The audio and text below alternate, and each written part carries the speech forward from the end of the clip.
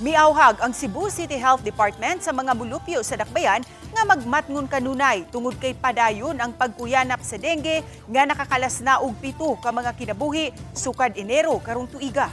Ani ang report ni Alan Domingo. Gihimugatan sa Cebu City Health Department nga dili mo kumpiyansa bisan og niubos ang kaso sa dengue sa syudad tungod kay nagpadayon ang hulga sa kinabuhi sa mga tao nga mataptan niini. Sukad sa Enero hangtod sa pizza size ning buwan sa Setyembre, miabot sa 1,516 ang kaso sa dengue ug 7 na ang nakalas.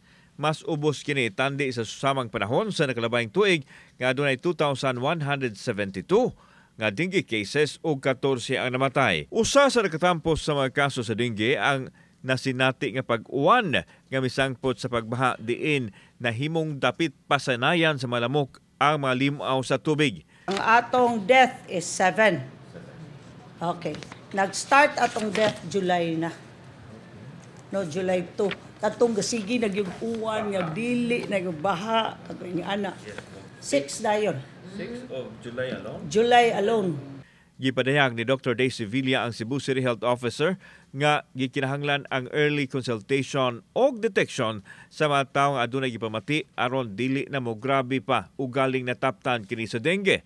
Labaw sa tanan ang pagmintinar sa kalimpyo sa palibot. Sub-sub usab ang gihimong proactive measure sa mga health personnel pagpugong sa pagkuyanap sa dengue. Gi-aware gid nato atong mga staff unya early signs and symptoms kanang actually gibalik nato ang sa una nga kanabitang fever surveillance. So as much as possible kung naay na-admit diha or naay naghilanat, we have to focus on that.